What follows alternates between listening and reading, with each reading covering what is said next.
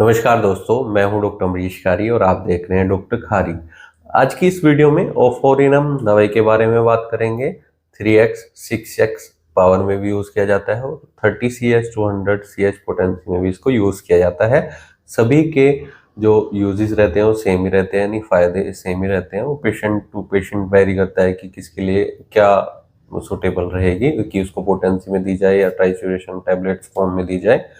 तो इस वीडियो में हम चर्चा करेंगे कि इसके क्या फायदे क्या नुकसान है, किन बीमारियों में किन लक्षणों में दवाई पेशेंट को दी जाती है, उसके लेने का सही तरीका क्या होता है। जानने के लिए वीडियो पूरा देखें। अगर आप हमारे चैनल पर नए हैं तो चैनल को सब्सक्राइब कर लें ताकि आने वाली हेल्थ रिलेटेड वीडियो से आप अपडेटेड रहें। दोस्तों, वैसे तो इस दवाई के काफ़ी सारे हेल्थ बेनिफिट्स हैं, लेकिन खास तौर पर ये दवाई महिलाओं में तब दी जाती है जब पेशेंट पीसीओडी का शिकार हो, यानी पेशेंट के ओवरी में सिस्ट हो गई है, अंडाशय में छोटी छोटी गांठें हो गई हैं, रसोलियां हो गई हैं, जिसके कारण इरेगुलर मेंसेस की शिकायत पेशेंट को आ सकती है। मेंसेस के दौरान नोजिया वोमिटिंग की शिकायत रहती है, वोमिटिंग बार बार होती रहती है, या फिर पेशेंट को कुछ और सिम्टम्स आते हैं जिसमें हॉट फ्लैशेस के सिम्टम्स आते हैं, या फिर टायर्डनेस की शिकायत रहती है, थकावट बहुत ज़्यादा रहती है। वेजिनल ईचिंग में भी ये दवाई दी जाती है। मेंसेस से पहले अगर ईचिंग हो रही है, इरिटेशन हो रही है, साथ में नोजिया वोमिटिंग भी पेशेंट को नज़र आ रहे हैं और पीसीओडी का पेशेंट शिकार है, तो ऐसे केस में दवाई बहुत इफेक्टिव रहती है।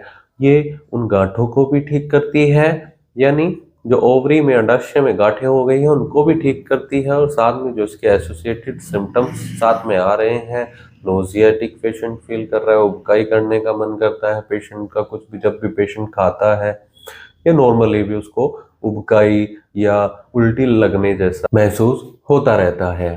दोस्तों, इसे हम चर्म रोगों में भी देते हैं और ये दवाई चर्म रोगों में भी तब दी जाती है जब मेंसेस के बाद पेशेंट को चर्म रोग आ गए हैं, एक्ने निकलने शुरू हो गए हैं, कील मुहासे फेस पर आ रहे हैं, या पेशेंट एक्जिमा का शिकार हो गया है। मेंटली अगर इसके सिम्टम्स देखे जाए तो पेशेंट डिप्रेस्ड रहती है, हमेशा उदास रहती है, मेंसेस इरेगुलर रहते हैं और टायर्डनेस की शिकायत साथ में देखने को मिलती है। चर्म रोग भी हैं तो ये दवाई बहुत इफेक्टिव रहती है इन सब परेशानियों में। एक्जिमा के साथ देखा जाता है कि पेशेंट एंग्शियस भी रहता है, एंजाइटी पेशेंट के अंदर बढ़ जाती है, डिप्रेस्ड रहता है, और जो फेस होता है वो रेडनेस वहाँ पर देखने को मिलती है, इरप्शंस नज़र आने शुरू हो गए हैं। मेंसेस के बाद ये सिम्टम्स नज़र आते हैं, और जब मेंसेस आते हैं यानी ड्यूरिंग मेंसेस पेशेंट को नोजियाटिक फील होना या वोमिटिंग होना, ऐसी शिकायतें नज़र आती हैं। इस दवाई के और भी कई फायदे हैं। कुछ पेशेंट में सर्जरी करके ओवरी रिमूव कर दी जाती है और उसके बाद कुछ सिम्टम्स नज़र आ सकते हैं, हॉर्मोन्स इम्बैलेंस हो सकते हैं, उनको ठीक करने का भी ये दवाई काम करती है। मेनोपॉज की कंडीशन में भी ये दवाई दी जाती है। कुछ हार्मोनल इम्बैलेंस के साथ साथ स्किन पर स्किन टैग्स नज़र आने शुरू हो जाते हैं, एक्जिमा होना शुरू हो जाता है, एक्ने पिंपल्स नज़र आने शुरू हो जाते हैं, तो ऐसे केस में भी ये दवाई बहुत इफेक्टिव रहती है, चर्म रोगों को ठीक करती है और हॉर्मोन्स को बैलेंस करने का काम ये दवाई करती है। कई केस में देखा जाता है पीसीओडी के कि अनचाहे बाल आने फेशियल पर शुरू हो जाते हैं, यानी फेशियल हेयर आने शुरू हो जाते हैं फेस पर।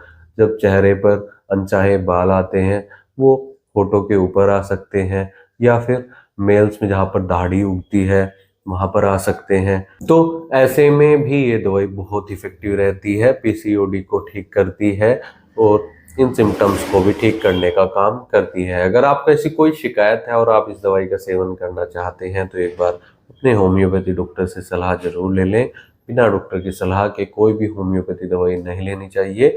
हो सकता है आपको टाइचुरेशन फॉर्म में सूटेबल रहे, टैबलेट फॉर्म में सूटेबल रहे, हो सकता है आपको लिक्विड फॉर्म में सूटेबल रहे। ये केस टेकिंग करने के बाद ही डिसाइड हो पाता है, और कई बार कुछ और दवाइयों का भी सहारा लेना पड़ता है। इसके लिए डॉक्टर से मिले, नहीं तो दिए गए व्हाट्सएप नंबर पर हमसे संपर्क कर इलाज या सलाह ले सकते हैं। वीडियो देखने के लिए धन्यवाद। चैनल को सब्सक्राइब करें और कमेंट सेक्शन में जरूर बताएं कि हमारी वीडियोस आपको कैसी लगती हैं। Thank you.